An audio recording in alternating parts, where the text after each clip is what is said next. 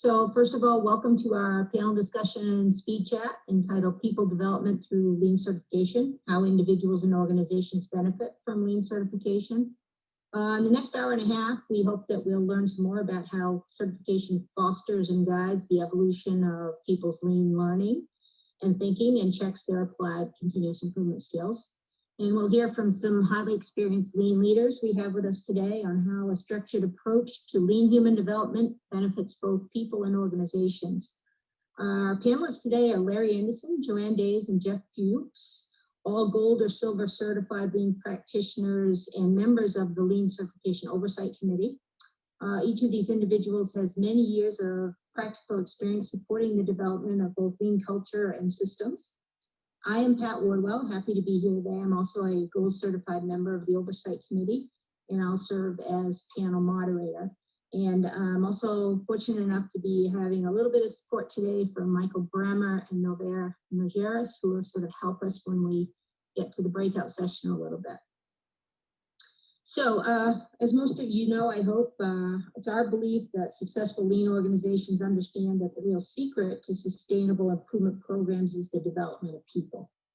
When we embrace the growth of every employee's lean knowledge and skill set, we enable deeper application of lean concepts, tools, and systems, and we provide a richer pathway forward for both the people and the organization. So during our time together today, we'll start by hearing from the panelists during the moderator-led panel discussion, but we'll follow that with lots of time for you to ask your questions in sort of a breakout format.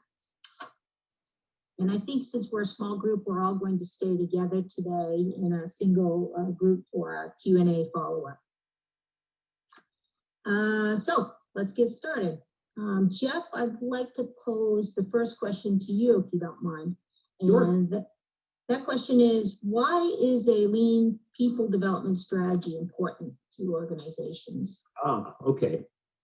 Well, for an organization, I think putting together a lean people development strategy is as important as putting together an overall people development strategy. The lean certification is something that was designed from the beginning to really focus on developing the problem-solving capabilities of people. So if you kind of were to draw a Venn diagram that overlaps the things that would be of interest in developing the lean capabilities of individuals, and also with looking at the general people development capabilities that an organization is interested in, it turns out that there is an enormous overlap. And that's important because now when you talk about developing lean leaders, this is something that actually benefits the organization by increasing the leverage of all of this lean education and development training. Because at the same time that you're developing a lean capability in your organization, you're also enhancing the capabilities of leaders in general. So I think that's one thing that really jumps out, is because there's such a strong overlap between the skill sets of developing teams of people to identify, plan, execute, and sustain lean improvements for the organization. That overlaps very strongly with the types of general capabilities that you want for leaders to help people all across the organization to grapple with change in general.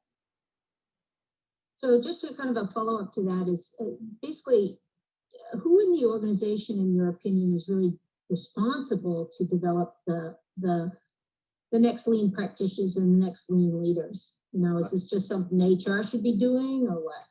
Yeah, that's a good point. I think that HR certainly gets involved, but as we know, I think from general lean transformation, this is really important, where buy-in and commitment begins at the top, and then transformation begins from the front lines, moving up through the organization. So top down, bottom up.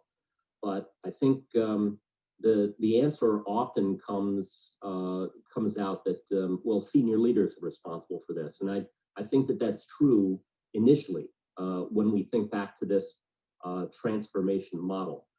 But I think one thing that's important to recognize is in the design of the lean certification system, you have the bronze, the silver, and the gold certifications, and the silver and the gold actually both have a mentoring component to them. And so it's important for each one to teach one in this whole organizational hierarchy. At every level of the organization, leaders are responsible not only for improving the business at their level of their scope of influence, but also for developing the capabilities of the people in the organization that work for them. So the commitment really begins at the top, but the commitment actually needs to encompass all levels of leadership in the organization. I think if you're going to create a successful transformation that engages everyone in the company. Excellent. Can I add to that Yes. for a second? Please do. So Jeff, you make a good point. You know, it does start with the leadership. It is part of your looking at your strategic business plan. And where I see many gaps of organizations go is HR is a tactical arm, not a strategic arm. And HR truly needs to be part of that strategic arm, because the development and getting the skill sets to where you need to be when you need to be there are vastly important. So as you're taking this lean initiative and really building, is involving the HR along the way so that they're building the systems to continue to develop the people that they're bringing in the organization and what they're looking for. That's a great point, Joanne. I think for Toyota, for winners of the Shingo Prize, for any organization that is challenging, let's say, for AME's Excellence Award, all of these organizations really have figured out a way to use culture, organizational culture, as a strategic weapon. So, you know, if you end up using technology as a strategic weapon, clearly your engineers are going to be very important. But as you say, you know, HR needs to become a strategic asset. And that's really where all the people development happens, and the culture really is consciously and deliberately developed. I think you're right, absolutely. That really requires that HR becomes that strategic partner. Good point. Excellent point. Okay, Larry Anderson, maybe I could pose this next question to you. Could you tell us a little bit about the background of the Lean certification program, why it was created? Yes, absolutely, would love to. The leaders of Association for Manufacturing Excellence, what at the time was the Shingo Prize, it's now grown beyond that, in SME, we're looking at the growth of lean activities and other bodies of knowledge like Six Sigma, other things that people were trying to use to improve their organizational effectiveness. And looked at certificates, which are generally indications of knowledge, and certifications, which are more knowledge-based and demonstration-based. And determined, as I looked at the world out there and the number of certificates that were available and so on, that there was great value in having a unified certification process for lean practitioners. Because what they saw was quite a bit of variation in the Six Sigma world, really not much of anything in the lean world. And so the three organizations got together through volunteers, because for the most part, there's a volunteer activity associated with SME, with AME, and even with the assessment process for the Shingo Prize. So those three organizations brought a number of volunteers together, practitioners, and basically said, let's develop a unified certification for lean practitioners so that there will be a standard that can exist, and people will have an opportunity to go into one location and basically get verification, validation of their knowledge and their experience. So more than just take the exam. Yes. I guess is what you're saying. Yes, there early on was a great deal of conversation, as it turns out, about certificates of knowledge and certification of application. And SME particularly is consistent with certification, which is demonstration of ability to apply knowledge. And so the SME input was very strong. It says, if we're going to go to this effort, let's put it in the context of certification. let's build it such that people can demonstrate their knowledge through the exam that exists in this, which is the reason why we have portfolios and accomplishment records and so on built into the process that was developed by the three organizations. Any of our other panelists want to comment or follow up on Larry's little history lesson? Nope, that's good. Yeah, it's Okay. very comprehensive. Thanks, Larry. All right, so Joanne, this one's for you. When we talk about developing lean employees, what exactly should that mean to an organization? It's really about building capability. It's about, if you take a look at where you want to go strategically with the company, what do you need the capability of employees to do? And it's not about just giving the employee, the tool. It's, do they understand the concepts? Can they look at the processes that are there and make changes to those processes towards the strategic direction that you need? If you're not enabling all employees to be able to do that, then you can't go as fast as you're potentially capable of being able to do. So it really is about giving people problem-solving capability, identification capability, being able to connect all the different systems to see how can we make this better for the customer, whatever that strategic customer is, whatever the person, the grouping that you're working from, whether or not it's you're making something or providing a service. How do you look forward like that so that you can eliminate all the waste that your systems provide and people can only execute?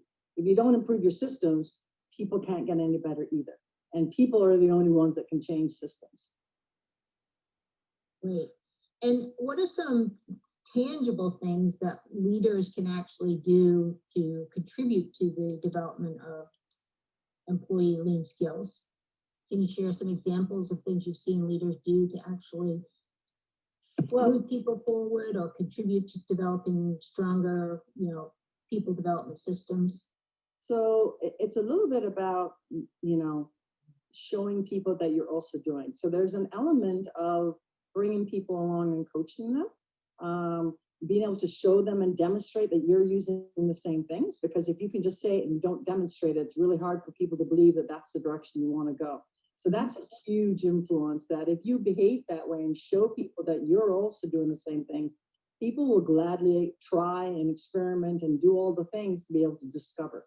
So that's one aspect that's really important. Two, allow them to go experience other places. Go and see it somewhere else. It's really, really hard, especially if you've had many years in an organization, to be able to see something different until you go somewhere else and realize, wow, I never thought about it that way. So giving that ability to go experience and see it somewhere else so that you can have the conversation and bring it back and look at your own systems with new eyes and new perspective.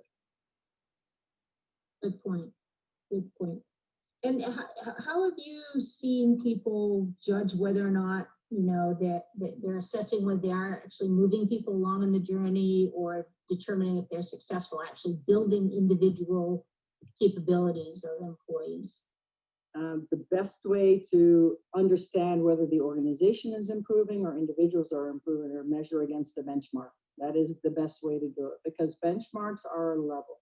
And when you look at the level, it takes off all the other nuances around it and says, look, you could have come a long way, but that benchmark is a line. Either you're here, here, or here. Where are you? So in doing that, taking the certification exam, applying for it, says, how much am I learning? How much am I retaining, right? When you do the AR or you do the portfolio, it's amazing how much an individual learns, is because when you try and articulate it and put it down on paper, that's when you challenge how much of it are you really absorbing? How much can you articulate back to someone else?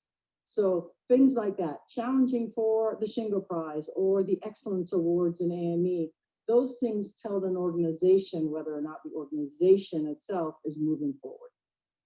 So if we're seeing our people are getting their certifications, if we're challenging and getting positive results from exterior eyes looking at our businesses, if we're hitting our strategic goals through changing of system and process, I think, is that what you're saying? When I look at the combination of all those things together? Yep, there is no one that will give you the answer. You need to look at them together and how they're developing. It's a journey, right? And Yeah. so everyone on the journey is going to be at a different point. Even within your organization, you're going to be at different points. So how are you moving things forward? Okay, so Jeff, I think this next question comes back to you. All right, Larry sort of opened the door a little bit on this, but maybe you could talk a little bit more about this difference between a Lean certificate and the SME Lean certification. Right. So that's a good, very good question. And I think online in a few different platforms, we've had a good discussion and pretty good debate on this. And I think, first of all, there's a semantic difference, the certificate versus certification, but I think it really goes much deeper than that. There are many programs out there that are labeled right now as a certification, but I think under the rubric that we've been discussing, that they're more appropriately termed a certificate. And we say that because we're using that term certificate as something that provides some type of tangible token that basically says, you know, I've challenged to a certain knowledge level, and I've acquired that knowledge capability. That's a very significant step forward, I think, in any practitioner's capability development, whether you're talking Lean or Six Sigma. So there are many certificates that acknowledge a person's achievement of that capability, to accumulate that knowledge. But that's only one piece, because now you need to be able to take that knowledge and turn it into action. In the case of Lean, to organize teams to identify and fix problems using the tools in the Lean tool belt. And that capability to translate your knowledge into action that gets results is also a very significant challenge. And I would probably say it's the more challenging of the two. That's the term that we've applied to certification. Not only that you've accumulated a certain knowledge about the Lean body of knowledge, but you're able to turn that into action that gets results for the organization.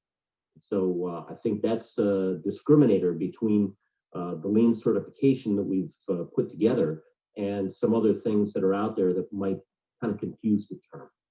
And what we've done, I think, is very rigorous.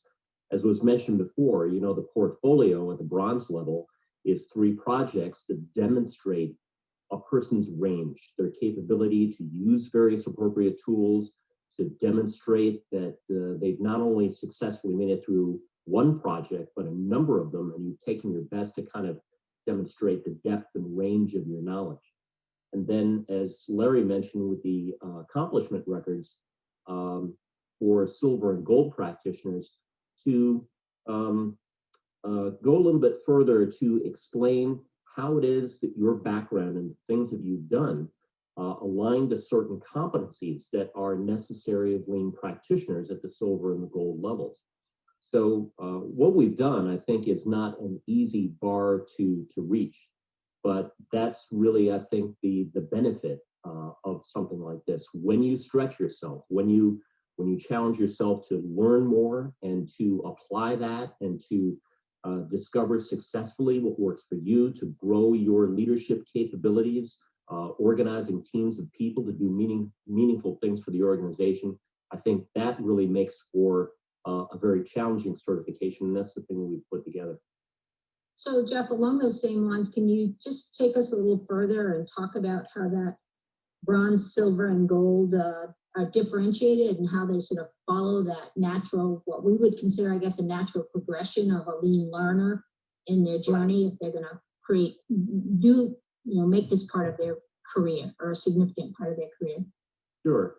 Well, I think, first of all, if you look at other certifications that are out there, a lot of them are designed around a depth of knowledge.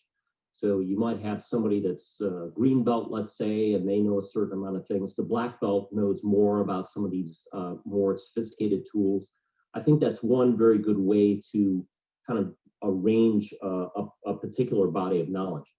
With the lean body of knowledge, we've looked at the scope of the application. So we've looked a little bit more closely at whether or not you're applying your lean knowledge to organize teams at maybe a small team or a single process unit or at a tactical level. This is very good for like Kaizen event leaders and working with frontline employee groups. One layer above that is at the silver level where you're working as a value stream leader or working across functional boundaries to coordinate among different managers and trying to create better flow along these value streams.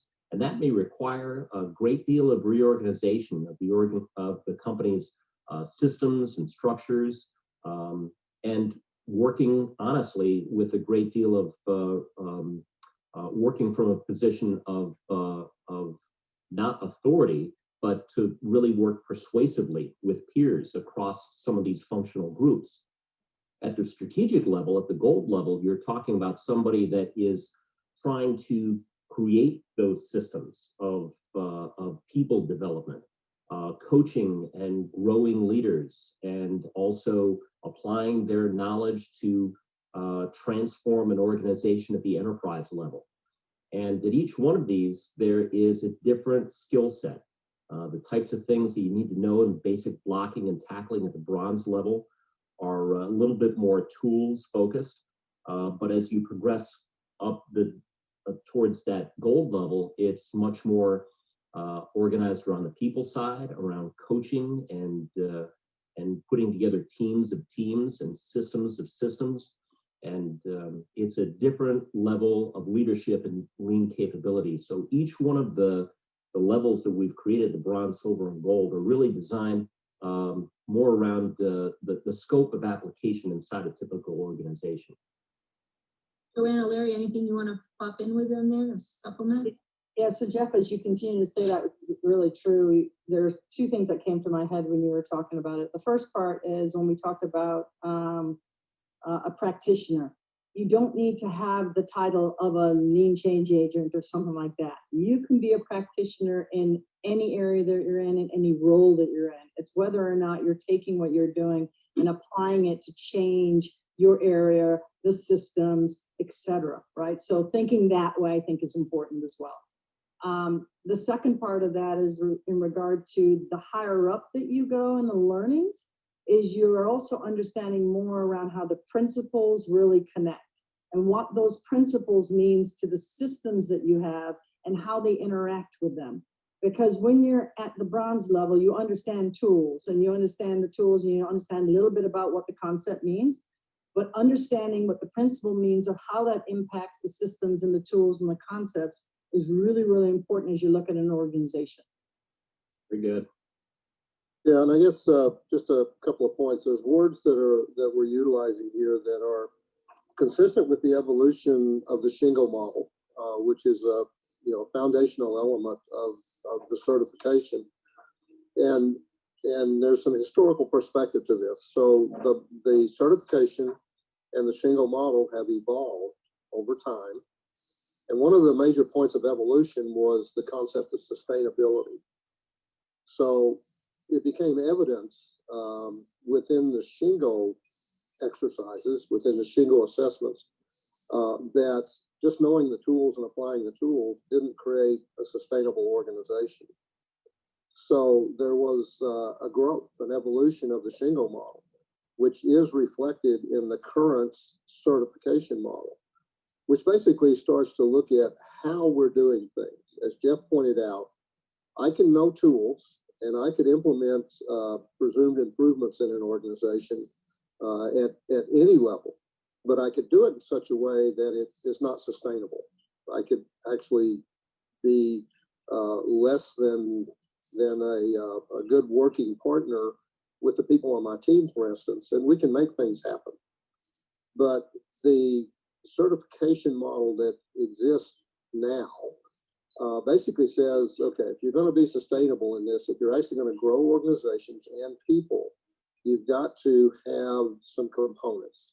You've got to have some principles to base your actions on. You can't just go do lean tools. If you don't understand the tools with some depth, you'll misapply them basically, or you'll use the wrong ones. And then when you do apply lean tools specifically, you've got to do it in a way that reinforces favorable outcomes on a continuing basis for the organization. So as Jeff, Joanne, all of us talk about this concept of principles, systems, and tools, it's embedded in the certification at this point for a very specific reason. And that is to create sustainability so that when we're done with all of the transformational activities, or when we're done with that transformational activities, we can reasonably expect that it's going to stay that way in the future. So as we talk about principles, systems, and tools, those words will keep coming up, and it is by design part of the certification structure. So what is starting to develop for an individual is a path, bronze, silver, gold. As a path, it's a career path, which could be utilized by organizations to help grow people as they progress in their career path. From an organizational standpoint, it is a model, basically, that can be utilized to say, here's how we can put the organization and people on a path of sustainable success. So I think you guys are all sort of saying that the body of knowledge, which is the framework for lean certification, through the 3 levels is really kind of like saying for certain responsibilities or job titles, et cetera, in the organization, puts a different focus on how they have to support that framework in order for us to make it sustainable and also so that such that it's driving results. Have I got that right? Good. You know, leaders are looking at alignment, making sure we're all going down the same path. The silver level, those are the people sort of working across the organization, connecting systems, and then we make sure that we're also developing frontline capabilities with the right tools and the right problem-solving skills. Yes. Is that right? Yep. Great. What I'd like to do now is maybe ask each of you to maybe chime in on this one. And if we were thinking about investing in people development in our organization, you know, can you give us an example that you've seen of what some of the organizations have been able to achieve when they've really got the flames turned up on, you know, getting people skilled and practicing and working in a sustainable manner? Well, I'll go first. In some of the time that I've spent with the larger organizations, they were, I think, some of the first to really embrace the lean certification and kind of embed this into their people development piece. So I worked with a company in the energy industry for several years, and on their lean journey progression, lean certification was something that popped up on their radar. And they took a very close look at some of the other supporting documentation that we have that describes the structure of the lean body of knowledge and the certification. And they look specifically at the lean certification blueprint and some documents that we call the essential body of work and the competency and behavior model. And they actually put this into their structure. They recognized that they wanted to enhance the capabilities of their people to coach and to develop people, get them out of a managerial kind of a project focused role and get them more into building capabilities of their people. So they latched onto this language that's in the lean certification. I think it really resonated with them. And they recognized that as they continue on their lean certification path and develop people as lean leaders, there's a strong coaching component that builds on a lot of the things that they'd already built into the company to just around coaching and working with small teams and individuals, and even their system of evaluation was something that they aligned around the lean certification. So for them, they actually put the first steps of lean certification as an advancement requirement as you went from supervisor to manager inside their company in this one division.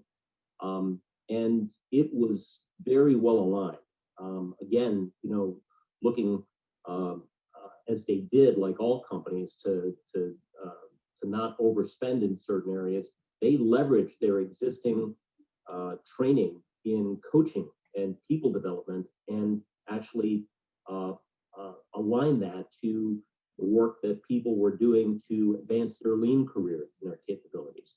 So, with that, they're able to, in all the dimensions that they had been measuring people development, do we have effective cross-training plans? How are we doing on our cultural assessments and the scores that we're trying to advance? Are we helping people feel engaged in their work? Having now an expanded responsibility to not just do the work, but improve the work, and having your leaders support you in doing that and building those capabilities, and doing that in a structured, comprehensive way. For everything that this company was trying to achieve to run a distributed, in their case, distributed global enterprise with more ownership, with more local leadership. Everything that they were trying to do there was actually enhanced by their efforts in lean certification. So I think that, the answer, Pat, I think for me that I've seen is there are so many dimensions where a company is trying to achieve better quality, more rapid delivery, lower production costs, more efficient operations in general. They're able to, in this one company's example, connect their efforts to develop people to all of those needles. And so they've drawn a very good connect the dots there. And I think it serves as a model for what companies in general are able to do. Excellent. Larry or Joanne, do you have an example that you would like to cite of what organizations have achieved or how they've changed as a result? So it really doesn't make a difference to the size of the organization. There are many from large to small that have, taken this journey. And the ones that have accomplished the most are the ones that have actually locked in to really understand. So I'll give an example of a biotech company who, their lead times were 100+ weeks. And their lead times 3 years, 4 years later are now 20 weeks. And yes, there's some low-hanging fruit and tools there, et cetera. But the sustainability and the alignment of the organization towards one goal, and getting everyone so that you created an environment that they own their area, they could drive improvements in their area by using the tools and the concepts and understanding that, and hooking everything to one metric. So we all know in companies, we all have a ton of metrics, right? You had the standard six-pack. I was in automotive. We had a standard six-pack plus, the other metrics. But when you have one true north, and in their instance, their true north is speed, because speed, by far, when you look at it, you have to have quality, you have to be able to have people that are trained, all those other factors fall into place, because if you focus on speed and your costs go up, you know that you have a problem. Your quality goes up, you know you have a problem, you have to fix those things. So the tools that are enabling people to learn initially, because it's a journey, getting those tools out, but then obviously throughout the organization, getting people to learn more around the principles and how the system should work, so that as the company goes through its journey, it is allowing everyone to be able to learn. So we always say with Lean, E3, everyone, every day, everywhere, every day, right? That's what we want, not just one or two leaders going through, driving the organization on this. We want everyone to be able to say, yep, that's where we're trying to head to. We're going to go that way, and providing the organization to be able to do that. Great. Larry, do you have an example you'd like to add? Yeah, actually, my reference point comes more from multiple site visits of organizations challenging for Shingo Prize recognition. And so, as I said earlier, the Shingo Prize model is embedded in the certification process. And so it's actually pretty interesting, because many of those organizations, from an organizational standpoint and from an individual standpoint, basically have done a good job of taking the model components as a reference and saying this is the way that individuals at various levels of the organization really should be doing their job. There's certainly a technical component of it, and there's this, how we do things component of it. It's kind of interesting. Certification is an individual, it's an individual certification. And many of these organizations have not designated that as an absolute outcome, right? Because if you designate that as an absolute outcome, that actually could divert your attention from what you really need to be doing, which is growing people, right? So there's an embedding. You can see within the organizations that there's an understanding of what people should be doing at a particular level of the organization as it relates to culture and creating sustainability, and then basically setting up the systems so that's a natural state, right? We allow people to interact. We allow people to influence the systems. We allow people to establish a set of principles that we're going to gauge all of our systems against. Do we demonstrate the 10 principles? So, as I say, in terms of frame of reference, that's my particular frame of reference. So you see the certification everywhere in these kinds of organizations that are challenging. And, it makes a significant difference in the performance of those organizations that have figured that out.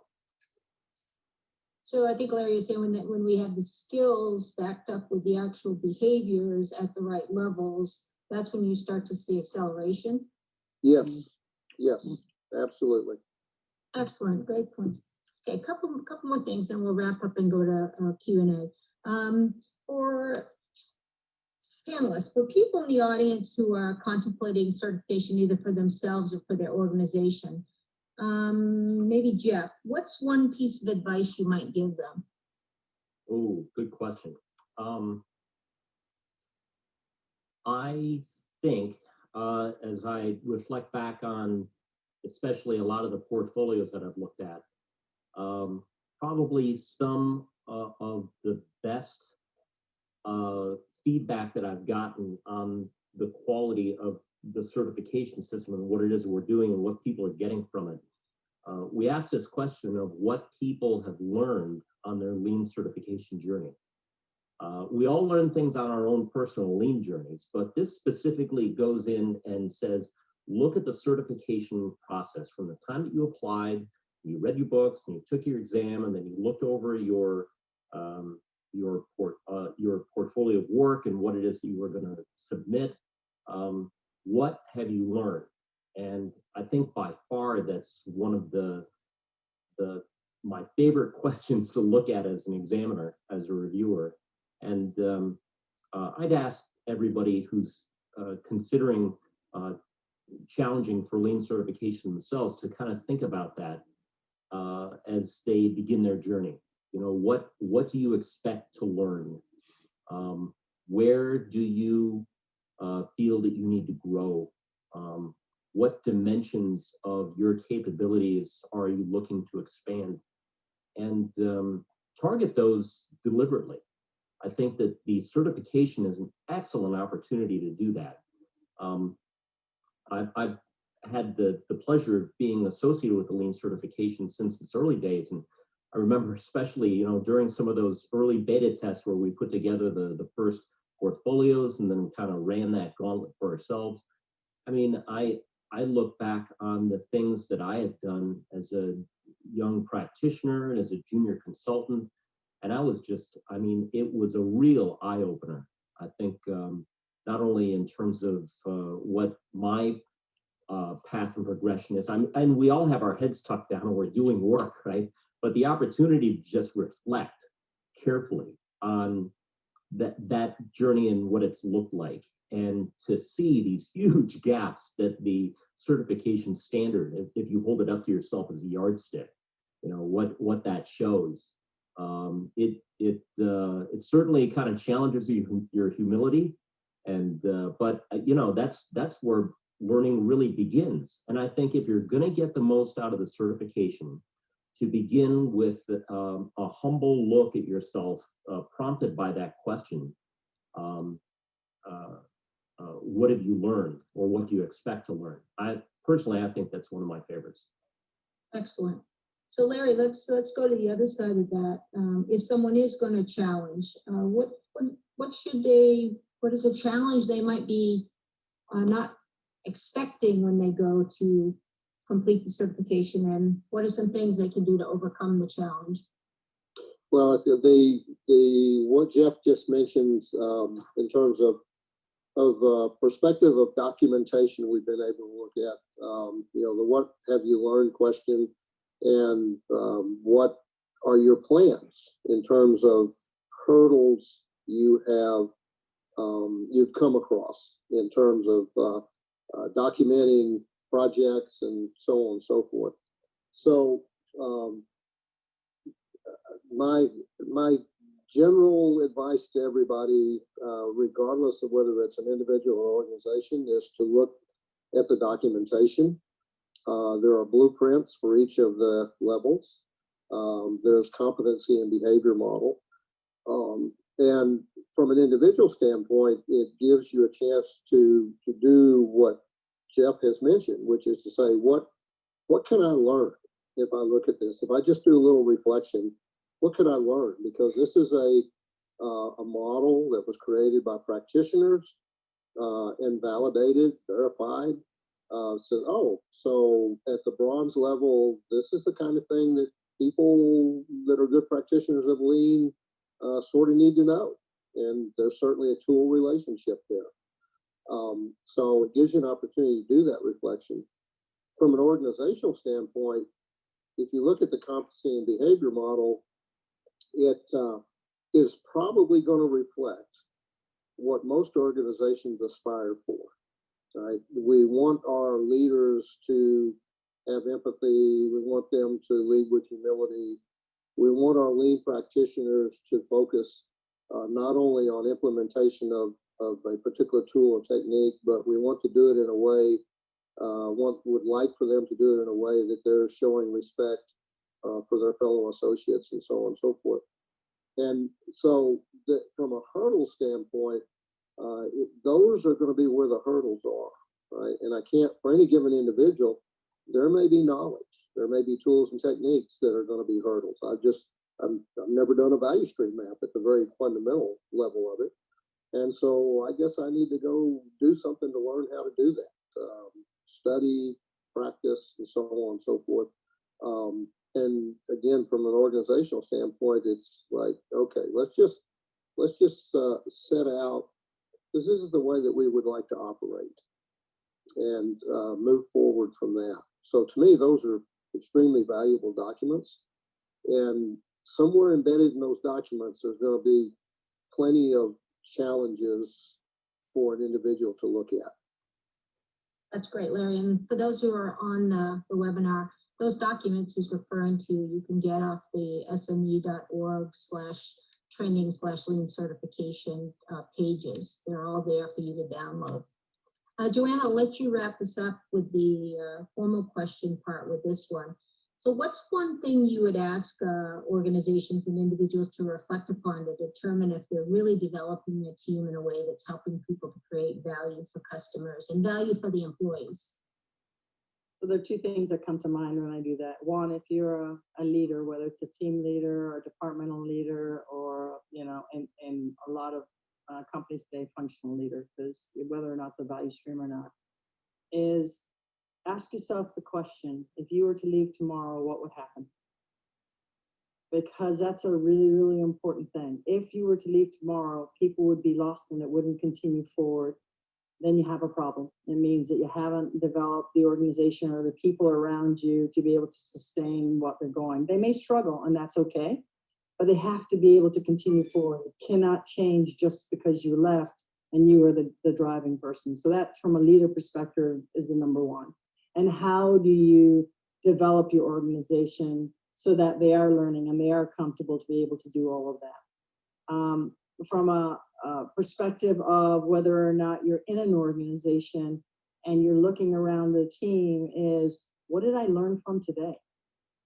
What did I learn from the processes I did today? If I came in, my head was down and that's all I did, and I did the tasks and I left, then I'm not getting the support to develop as an individual. And why is that?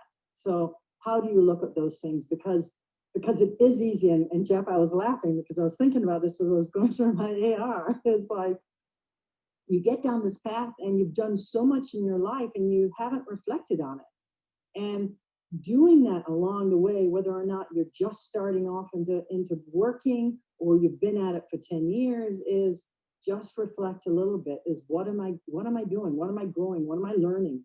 Because if you can do that, you'd be surprised at how much you find out. But number two is, if you use the certification to help you as a guideline, if you want to continue to learn more about lean and the impact to businesses and what it means, whether or not you run your own business or work for another company, is reflection is really important, because when you take the time to reflect, you'll all of a sudden realize that for the last 9 months, you've been head down and you didn't take a moment to think about, wow, I've done that 3 times. What have I done differently in order to change it so next time something different happens, right? Or who can I go see to learn from? Or who has that knowledge that I was not aware of that would help me be able to problem solve and do this a whole lot better in the future? So those are 2 things that came to my mind. Great advice, great advice. Okay, so it's almost 2:20, so I would like to now turn this over to Q&A for the people who've taken their time to join us today. Thank you to our great panelists for your insights, but now I'd like to let the folks who've joined us ask their questions. We'll open up to questions. Who's going to start us off? Don't forget to come off mute. That's true. Unmute yourself. Let me try. There's a lot of issues that over the years I've heard about lean certification, and we don't discuss them that much. One is it a true standard? There's hundreds and hundreds of organizations giving lean certifications. There's no purity test for those things. And it doesn't seem that we've gotten through with our marketing or our messaging to make the lean certification of SME, Shingo, and AME be the world leader. What can we do to give it some backbone to make sure that people recognize what a lean certification from SME, AME, and Shingo is versus one of the hundreds that are out there on the street?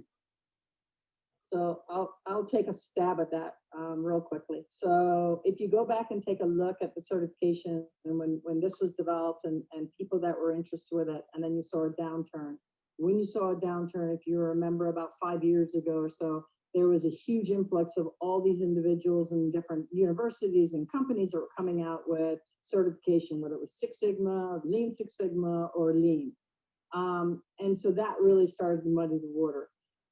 A few years ago, we started to redesign the program in order to really take into the effect of how do we close the gap from where we are. We finished that last year and we're launching. So now what we did was that whole discussion around certification versus certificate versus everything else that was out there. We have now started to build what is that understanding, and we're redoing the websites. We're starting to get the marketing behind it. So this year, our focus really is to try and get that out there, to be able to do some differentiation between people, provide the tools to just awareness and communication. Because until I came on the COA, the certification had been going on for 8 years or so, and I knew nothing about it prior to that. So how do we get in, especially in the organizations that we do have influence over, right? Because we're 4 major organizations that are playing together, get it out there so that we can spread and start to get the word. Yep, I'll add to that. I think that in the first of all, there are, as you say, Art, a lot of different Lean certifications and Lean Six Sigma certifications that are out there. And if you go to take a look at the details of what it is that they're offering, what I've seen is that across the board, it looks like the majority of them are, and come buy this from us. And when you buy it from us, then we'll tell you what's included in all the details. And it's proprietary. What we've got out there, and we've referred to this on this call several times, it's essentially like open source. The Lean body of knowledge, it's out there. You know what the full comprehensive scope of this is and what is included at the bronze, silver, and gold levels by proportion. So we've consciously designed it in a very specific way. We've made it rigorous, and you also know fully what's covered by it. I think that's a great incentive to individual consultants, to universities, to companies, to embrace this and to see, this is how this connects in with the things that we offer as an organization. So I think part of the struggle with lean certifications in general is just that proprietary, I've got a secret sauce, I've got a little curriculum that I've whittled myself. And it's why there are so many also RANDs that I think kind of confuse the landscape. I honestly think what we've put together, it's rigorous, it's well designed. We've gone to some of the best minds that we know in developing university courses and defensible certification systems. And I think what we have is something that is very inviting to people to kind of not in addition to, but to bolt on and to actually integrate in with the things that they already have and that they do well. Yeah, and reaching out there is important, right? Just awareness, increasing awareness that it exists is going to be very important. I would So, just add that, So Art, we don't have a, sorry, one second. Art, we don't have a secret sauce that this is going to turn tomorrow. We're very, very aware of that. But we are very conscious about how we're going out and getting information out to people and getting people aligned with our certification. And again, if you remember 2 years ago, we went through the huge discussion of Six Sigma and Lean, and really getting people to understand those will always exist. And we're not competing against Six Sigma. It's a body that's there, that's required, especially if you're doing DOAs, et cetera. But there's a crossover to the Lean part too. So we're trying to take that on and get people out there to understand that what we have is not only book knowledge, but it also takes you through the experiential, and that's the important part. You want to be able to go out there and make change. I Yeah, was but just that gonna area, that the Lean Six Sigma world is usually warmed over Six Sigma with a Lean attached to it. Yep. And they don't have much Lean background, but the people out there are completely misunderstanding, especially like the U.S. military, that they use Lean Six Sigma, and it confuses the hell out of everybody. They don't understand what Lean really is, and they talk about the yellow belts, the green belts, the black belts, and they have the whole Six Sigma language and structure, but they put a Lean in front of it to give it some, I don't know what. Add a few tools. Yeah, we are aware of that. And we're just going to have to constantly, the more people we can communicate to, the more people that are aware, the more we can get influences out there. Art, I just said there's two other things that Joanne sort of alluded to. One of them is that even amongst our own support, the three affiliates, AME, Shingo, and SME, working more closely with them to have a common voice about this certification, and that it is based on primarily Shingo, but not outside of the realm of Toyota Production System, that it is, grounded in true continuous improvement thinking.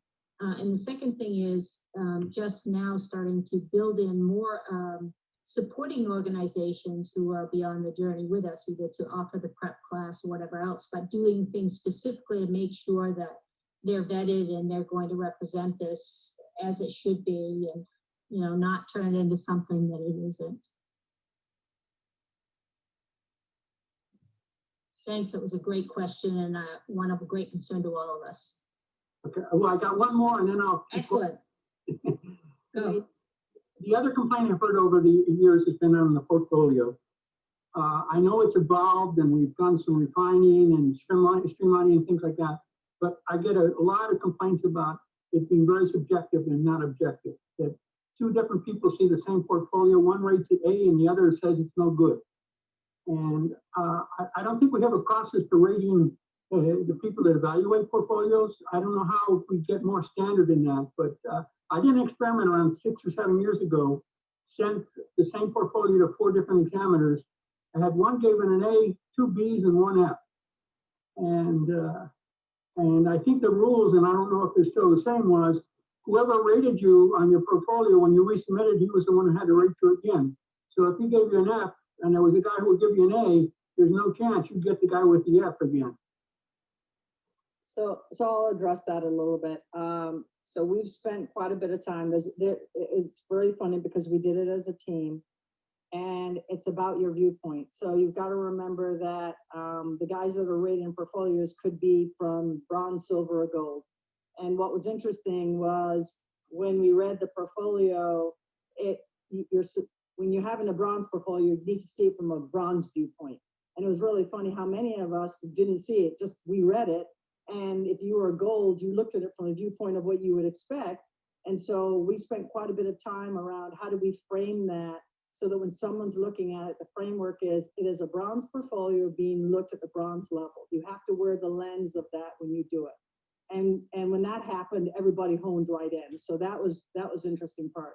So we've developed the processes around how do we, as more bronze people come on, give them that ability to have that framework. So we've seen an improvement in the scores that are happening. Our process is such that 2 people review and they speak with each other as well. So you don't get 2 different scores back. You get a comprehensive score of people reviewing back. So there are some things that we're working on to make it more streamlined so that the MSAs are a lot better off.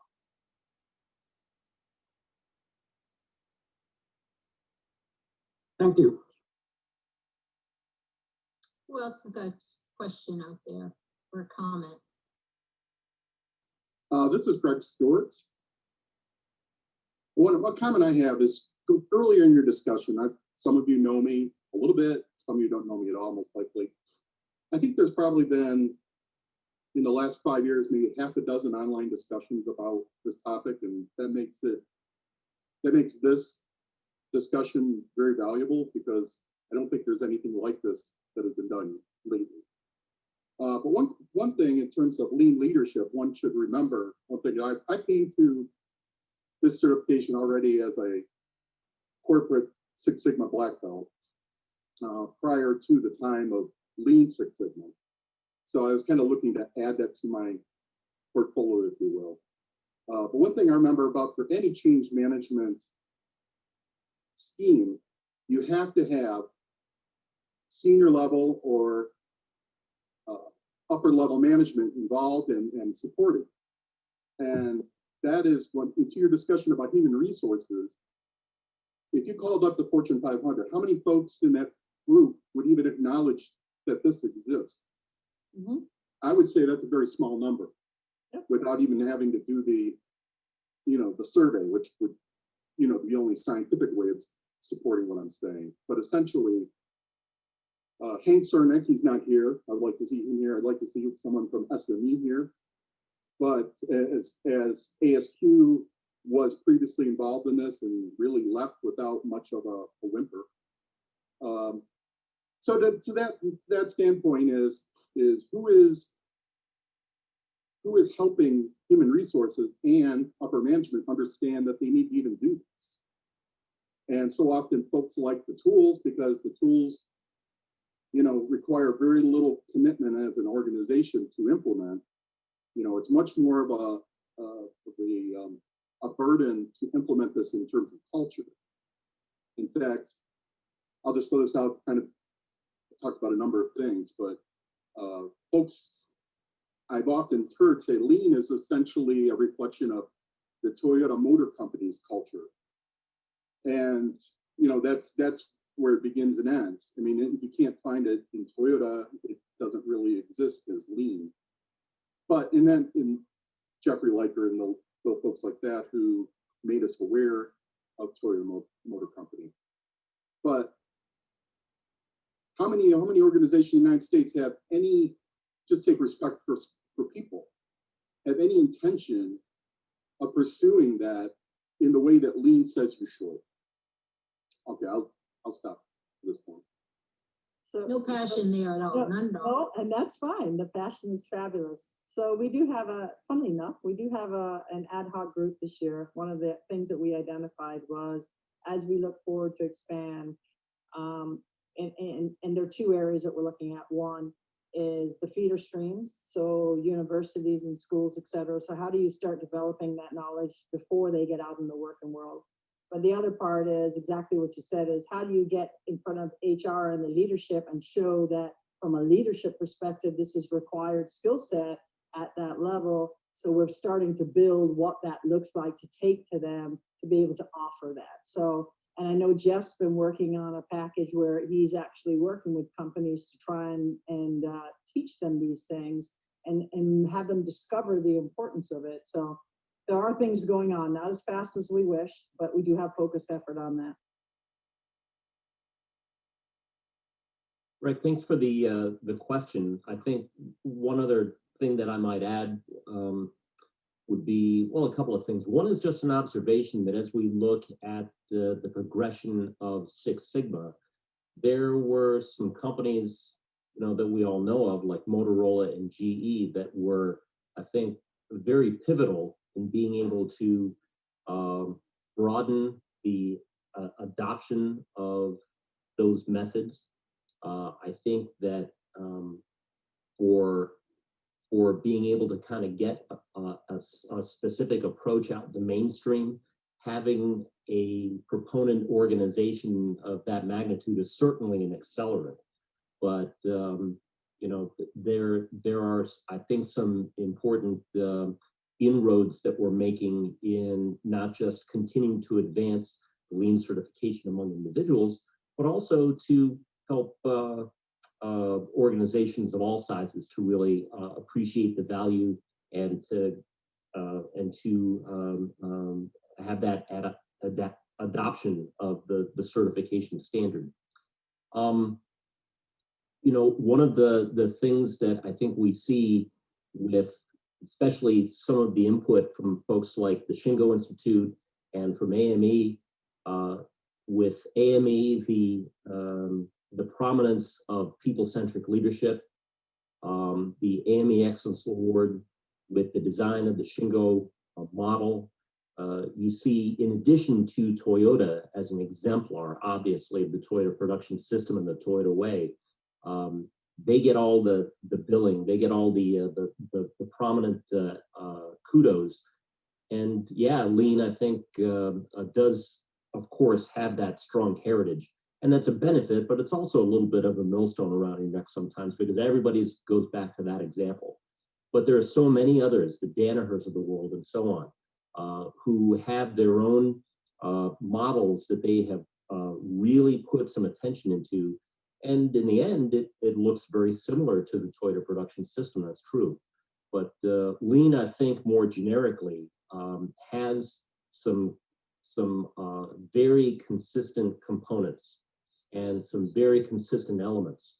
And in addition to Toyota, I think it also deserves, highlighting some of those other companies that do excellent work and really have developed very thoughtful systems of their own. And the lean body of knowledge and the lean model that that's at the center of the lean certification is really very open, and it embraces all of those. And it's something that I think we need to take full advantage of in the community of practitioners. There's the Toyota examples, and then there's these others that are also very formidable. And the lean certification really is open to all of those.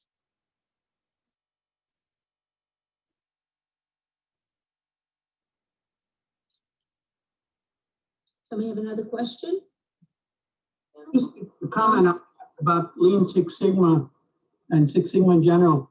You mentioned Motorola and GE, and that was their religion. But I remember around 10 years ago, Pat Cardwell and I went to a local GE plant to set up a meeting for the Champions Club. We went in there, and GE in general was still talking Six Sigma. In that plant, all they had was lean. They had no Six Sigma at all. They had eliminated it. But those things don't go out. There's no messaging on that. It's, you think GE and you think Six Sigma.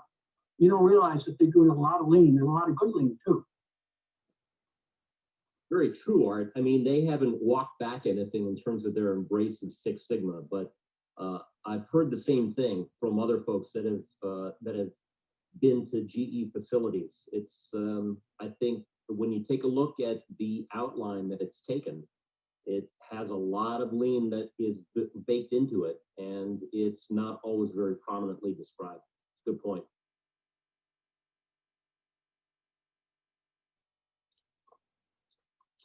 Okay, who else has a question or a comment? Just on the Six Sigma discussion, because so often I think in these materials,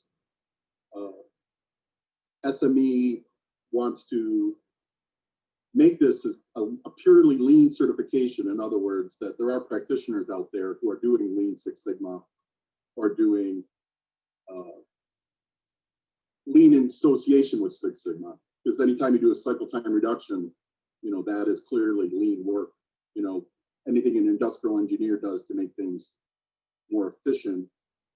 You know, when I took in my first industrial engineering courses, the word lean wasn't even out there in the text. So, but I think one of the powers of lean, which I think needs to be made a little bit more prominent, is a Six Sigma project can take 6 months to a year to accomplish. And there's a large investment in terms of creating that work, not the least of which is a full-time practitioner who's running the project. And in that respect, that lean can be done much more economically. In fact, I think the portfolio is not lean. And I don't want to step on folks' toes because there's a lot of people who have pride in what's been developed there, but essentially, you know, rapid implementation can be done in days, or in Paul Akers' terms, 2 seconds. You know, 2-second lean. And that, I think Paul doesn't embrace lean quite the way everyone might have him do so. But because he just says, well, I've asked him, well, do you document what you've done? Do you see that you do 2-second lean over and over again? You know, I mean, if it's, you solve the problem on Monday, do you see the problem again on Thursday? I think that's the risk in terms of running lean that loose.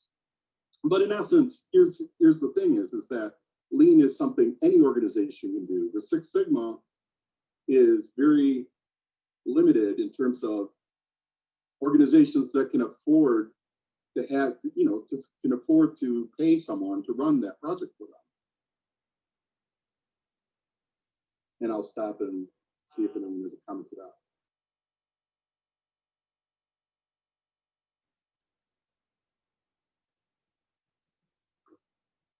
Oh, come on, this panel, somebody's got to have a response to that. I'll throw out. I think I have a little bit of one. That was you, Rachel. It is. Rachel? Hi. Hi. It's been kind of Rachel. stealth in the background. Yeah, I saw that. I totally understand what you're saying, and I somewhat disagree. I think that there are instances where the Six Sigma methodology can be run through very quickly and very rapidly. If you have data available and you have a process that cycles quickly, you can run through that process very, very quickly. And I think that, you know, yes, lean can be done much more economically and can be, it traditionally tends to happen a little bit faster. I disagree that it can be done without having the right people on staff, because to do lean right, it's a huge cultural shift that needs leadership and needs some full-time dedication. You cut out on us, Rachel. Hopefully you'll drop back in. You're frozen in time. Yeah, I guess I question, you know, lean is designed to be done much more rapidly. Six Sigma, 3 and 4 months is a very commonly referenced time frame, and that is if you're really doing it well. Mhm. So I would just point out though that lean is not done quickly if you're in it for the long term.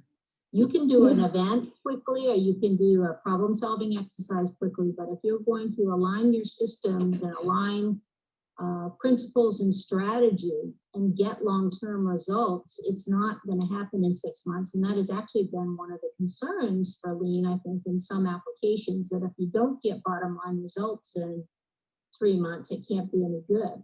But when you're trying to change culture, Yeah, it's not going to happen.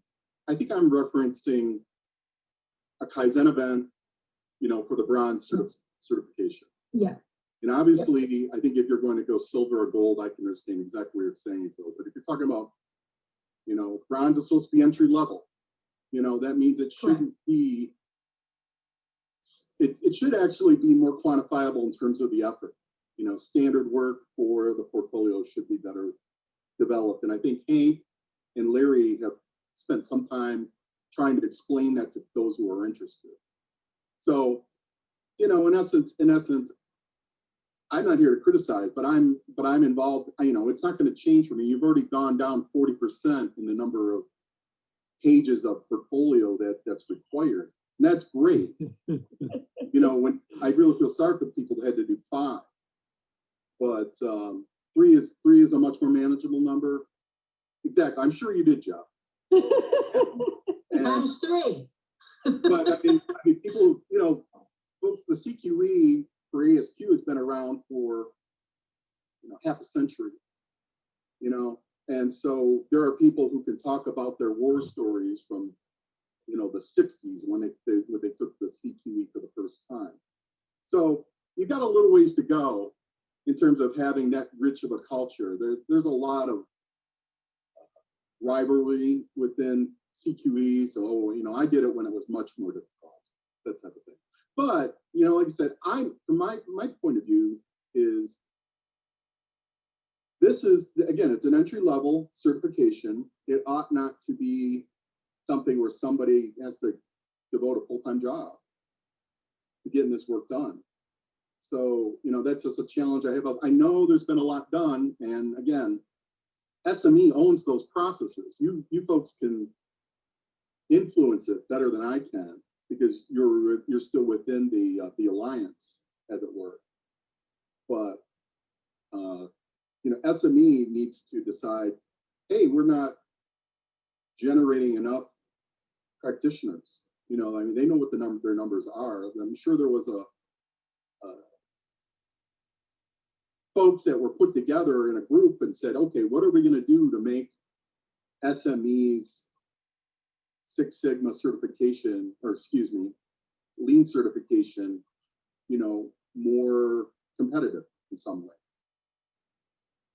Yep, and that's what the COA is there for. The COA is really to help make sure that our processes and our systems are driving the right behaviors out there and are adjusting from what we're learning. So, right, this is a journey. Like Lean is always a journey. So the purpose of the group is really to take the data that we're seeing that's out there and adjust our processes and systems accordingly to get better, you know, evolution. And that's what we're looking for. So feedback's always good for us. This is Michael. I'd like to ask a question to some of the folks we haven't heard from. So I see SVA Corp, Chris Sherwood, Rajdeep, Rob. You guys have listened to this. Are you already participating in the certification program, or are you trying to make a decision whether you're going to do it? Let's hear from somebody we haven't heard from. Yep. You guys are on mute. There you go. Rob's off mute. Sorry about that.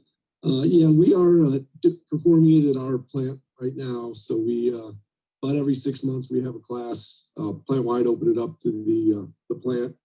It's basically a voluntary program for people that are interested in developing themselves. We kind of team up with training and HR on that. But it's we call it a Lean, kind of a white belt training. It's just a 1-day, 8-hour course with a test at the end, just to give everybody some awareness so they can take it back to their lines and, you know, and look for ways to improve their processes. We do a week-long training, but we haven't held one of those in a while with the full certification.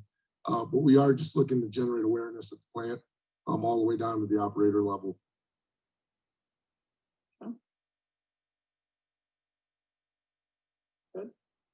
Who are you with, Rob, if I may ask? What company? Mallinckrodt Pharmaceutical. Okay. Oh, okay. So with it being a union environment, it's a little bit more challenging, but we get quite a few people interested in going through the classes. I worked in automotive, just to let you know, I worked in automotive for 20 years and we did some amazing stuff with the automotive unions over that time. So it is very, very doable. It's just about getting them to see the value, and they'll see it because it's pretty easy once they make the swing. I have to agree with that because I went the same route and I worked at Goodyear and we had an amazing, Michael can also attest to that. Goodyear Union plant has received the award last year and that was an unbelievable turnaround. It was like the least likely plant that I've known to achieve this, and the place has turned, it's fabulous. So. Yep, very much so. Anyone else out there who hasn't commented could share with us kind of what the nature of your interest is today, or what you're doing with this program or thinking about doing? For sure. For me, is just kind of checking it out, the lean certification. My company I work for is True Manufacturing, and we're just really in our baby steps as far as trying to get into our lean journey. Just been working on it for a couple of years, and they made this position that I'm in now as far as the face of it for us to go out and work with the team members, work with the leadership, try to get everyone a little bit educated on some of these lean techniques and understanding it so they can start bringing it to the factory floor. So I was just kind of looking into this to see what kind of value it would help me with as far as my position and how I could use it to, you know, go out there and educate the rest of the company. So Chris, I think, because I was playing around before on the internet, I think one of the things your company advertises is innovation, is it not? Yeah. So as far as we do commercial refrigerators and freezers, we do some residential now also, fairly new to that. But yeah, we have a lot of innovative things that, you know, we've got patents on as far as trying to stay ahead of the game, energy efficiency, and just trying to be as green as possible as a refrigeration company in general. So it's one of our main things that we try to have as a selling point. Well, this just adds in, I was just giving you a little point, as you said, you're looking for how do you go out there and make that connection with them. In order to do innovation, you need speed because you need the cycles of learning quicker and faster. And one of the things with the lean processes, et cetera, is it drives that cycle of continuous improvement faster so that you can do quicker learning throughout. So getting them to see the connection of those, I think that will help the organization see not only the value, but also get greater participation. Gotcha. Well, maybe Jeff is on here. Jeff was our lead assessor at Goodyear at the Innovation Center, where we got the award, the AME Excellence Award for an innovation center that does nothing but innovation. There wasn't even any manufacturing, anything done in it. And I'm here to tell you the principles are the same, Jeff, right?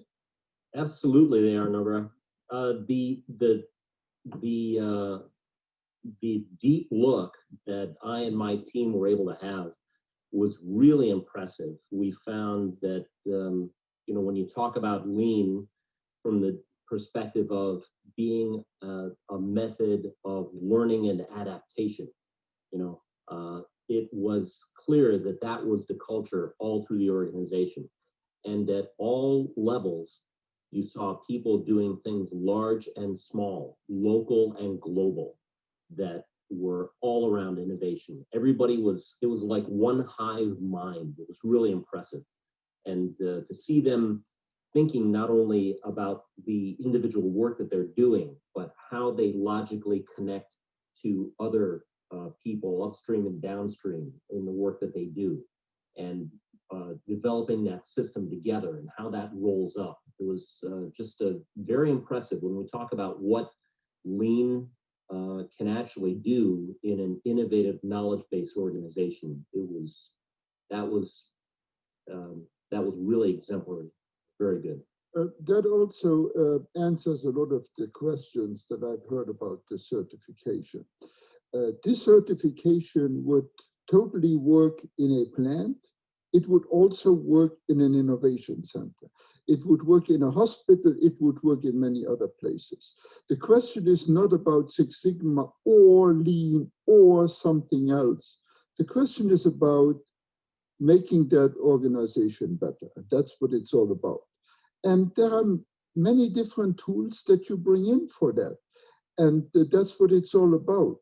And the only thing that I learned through this whole process was the people part. I was not aware how important that was. And if you want to do something good for yourself, make sure you tie in the people. And that's my whole take on this whole thing. So sorry, Pat, I wasn't supposed to talk. But. Oh, no, it's great. It's perfect. No, everybody's been really good. I'm happy to have your input. Amen.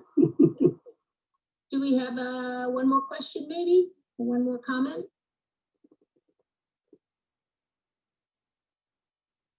I want to, at the very least, since I've contributed a little bit, want to thank the panel. Like I said, I want to encourage. I think it'd be great if you could come out and say you're going to do this again. You know, and maybe build upon this. I think, you know, 10 people in a net meeting is a pretty modest start, but certainly I think that's where you have to look at this. Is there just is not enough discussion out there on the web about this opportunity. And I've done my own research to be able to say that. So, but I want to thank you because I was actually, that meeting was recommended to me by somebody else who's in my LinkedIn group and on my LinkedIn network. And also there is a support group for this certification on LinkedIn, and it hasn't had any activity in the last year. So do with that what you will. Well, what we would hope is, I'm sure we're happy to commit to doing more of these going forward. We've already been talking to AME about something in the future. And I guess what I would hope is maybe you guys would tell, if you see this come up again, recommend it to someone else and say, it is worth taking a listen to. You know, you're absolutely right. That's really what we're trying to do, is get the message out there and try to get people to understand that we want to be in alignment, and we don't want to have people going in a lot of different directions, because we feel the value in having a true understanding of Lean and having people practicing the right things the right way. The one thing that sticks with me in all my many years of Lean and working with other people is hearing that as a leader, your number one responsibility is to develop people.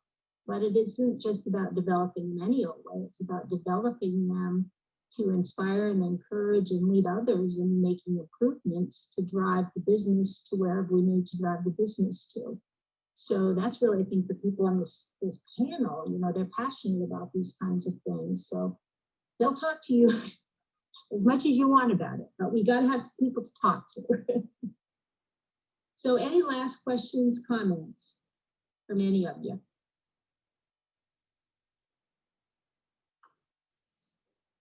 Well, all right, then I would say thank you to our panelists also, and thank you all for taking the time to join us today. I hope there was some small takeaway and some value for each of you. And as I mentioned, please go to the website, www.sme.org/training/lean-certification. With lots of info. All the documents Larry referenced are out there, competencies and behaviors, portfolio documents, anything you need to see out there. You can take short tests to see if you're prepared for some of these, try to understand the difference between the levels. So, and if you can't, I think you know where to find us now. And as I said, we're all available. As you all know, people in this community are very passionate and very willing to help each other. So you're welcome to email us at any point in time. We will respond.